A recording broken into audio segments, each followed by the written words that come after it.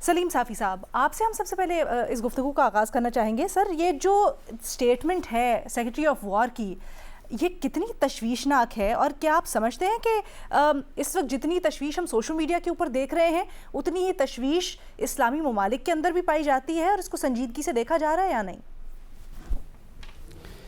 देखिए, ये जो जंगें हैं ये मज़हब की बुनियाद पर नहीं लड़ी जा रही है, और ना हमले इस बुनियाद पे हो रहे हैं, और ना दोस्तियाँ और दुश्मनियाँ इस बुनियाद पे हो रही हैं। वो नेशनल इंटरेस्ट की बुनियाद पे हो रही हैं। लेकिन बहरहाल मज़हब एक फैक्टर है। एक तो वेस्ट के अंदर इस्लामोफोबिया का मर्ज़ वो माजी करीब में बहुत ज़्यादा आम हो गया है, वो हर किसी को पता है।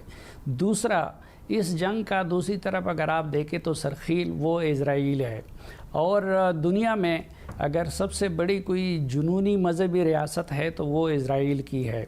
तो उसकी सरपरस्ती में ये सब कुछ हो रहा है। फिर ये भी महज इत्तेफाक नहीं है कि माजी में इन जंगों का निशाना सिर्फ इस मुसलमान ममालिक ही बनते रहे। आप देखें तो इराक़ निशाना बन गया, मुसलमान मुल्क था। लीबिया निशाना बन गया, वो मुसलमान मुल्क था। ईरान निशाना बन रहा है, वो मुसलमान मुल्क है। सिर्फ एक यूक्रेन और रूस की जंग ऐसी है कि जहाँ पे मुसलमान मुल्क नहीं है। और इसके बरक्स हम देख रहे हैं कि इसी तरह जो अमेरिका को बहुत ज़्यादा ऐसे ममालिक भी जो उसको एक आंक नहीं बातें, मसलन नॉर्थ कोरिया अमेरिका के दुश्मनों में शुमार होता है, लेकिन अभी तक उनके ख़िलाफ़ कोई कार्रवाई हमें देखने को नहीं मिली है।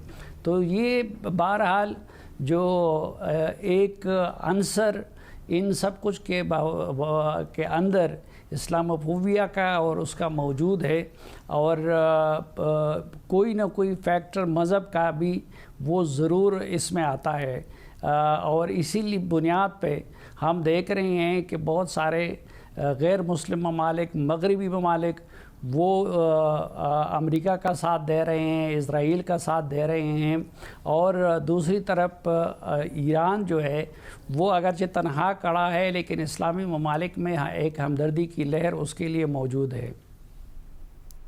सर, ऐसे में क्या सिर्फ ये हमदर्दी की लहर काफ़ी है? आप समझते हैं कि अब जिस तरह के बयानात सामने आ रहे हैं और ज़रा शिद्दत आती जा रही है सारे कॉन्फ्लिक्ट के अंदर, तो इसके अंदर मुसलमानों को मज़ीद कोई किरदार अदा करना चाहिए, ज़िम्मेदारी उनके ऊपर मज़ीद कुछ आती है, या जितना हो रहा है काफ़ी है?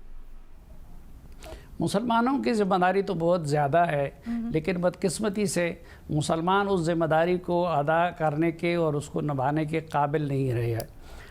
एक तरफ ये कि मुसलमान आपस में डिवाइडेड है, उनके अंदर उनके यहाँ टेक्नोलॉजी नहीं है, उनके यहाँ जदीद दौर के जो हथियार है वो नहीं है, वो मईशत में आगे नहीं है।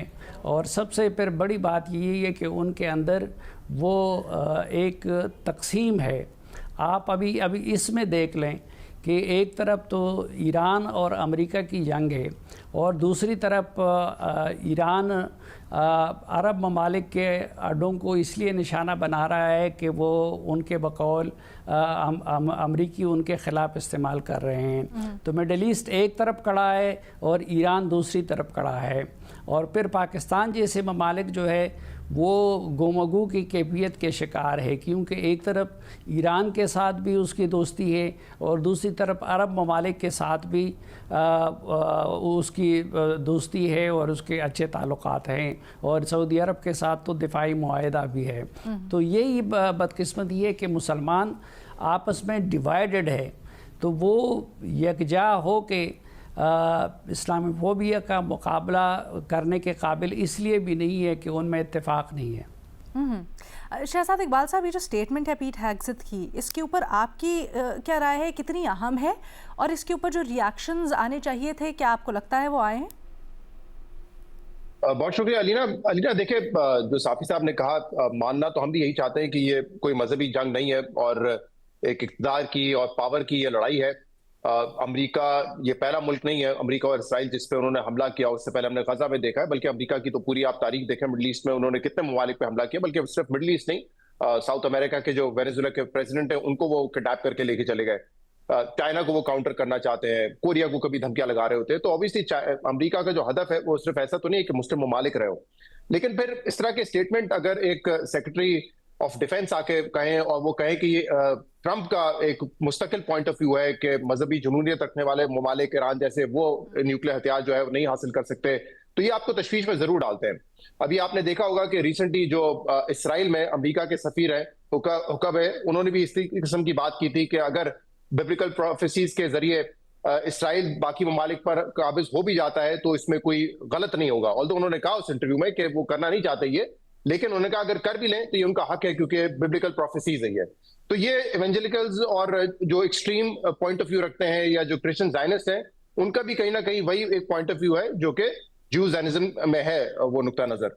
तो जब इस तरह की बातें आती है तो फिर आप इस प्रोफेसीज पे जो कि लिखी गई हैं उस पर कहीं ना कहीं आप ये तशवीश का इजहार जरूर करते हैं कि क्या हदफ यही है इसराइल जो इस वक्त कर रहा है ईरान में, और जिस तरह अब ये तज्जिया हो रहा है कि ईरान की जंग से पूरे इस खित्ते में उन्होंने एक जंग छेड़ दी है, तो इस पर जाहिर सी बात है एक पॉइंट ऑफ व्यू तो लोगों का जरूर मौजूद है। लेकिन मुझे जो ऑब्वियसली जब ये बात होती है कि कोई इस्लामिक मुल्क है वो अगर नहीं रख सकता न्यूक्स वगैरह, तो इसमें आपने देखा इससे पहले पाकिस्तान का भी कई मरतबा नाम आता रहा है। इसलिए नहीं आता रहा कि सिर्फ वो मुस्लिम मुल्क है, बल्कि इसलिए आता रहा है कि कहा जाता है कि यहाँ पे अगर वल्नरेबिलिटी ज्यादा होगी, ये इनस्टेबल होगा खित्ता या मुल्क, तो ऑब्वियसली लोगों को एक तशवीश रही है कि पाकिस्तान के न्यूक सेफ रहेंगे या नहीं रहेंगे।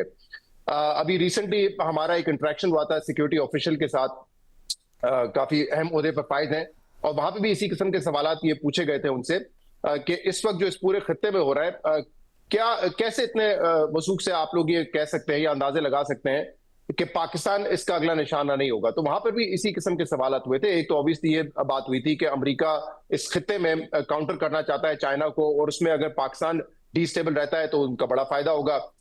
फिर ये भी बात की गई कि इंडिया अगर इस ब्लॉक में इसराइल का और कोई जीसीसी कंट्रीज का भी एक इत्तेहादी बन चुका है और वो चाहेंगे कि इंडिया के इन्फ्लुएंस में आके पाकिस्तान को कमजोर करें, पाकिस्तान को काउंटर करें, तो क्या उस वक्त ये तमाम फोर्सेस उसका साथ नहीं देंगी। और उसी पैराए में फिर ये सवाल भी हुए थे कि पाकिस्तान के पास भी न्यूक्लियर है, अगर ईरान जो कि न्यूक्लियर अपना वेपन नहीं बनाया था और उस पर एक तशवीश थी कि अपना अगर वेपन बना लेंगे तो फिर क्या होगा, तो पाकिस्तान के पर्सपेक्टिव में भी ये बात हुई वहां पे कि पाकिस्तान के पास भी फिर न्यूक्लियर वेपन मौजूद है, तो क्या अगला हदफ पाकिस्तान भी हो सकता है। तो मेरे ख्याल से ये बातें जो है ना, जब इस तरह की होती है सेक्रेटरी ऑफ डिफेंस स्टेट पे, तो उन खदशात को और इन प्रोफेसीज को जरूर कहीं ना कहीं जो है उस पर फिर हमें तशवीश जरूर होती है।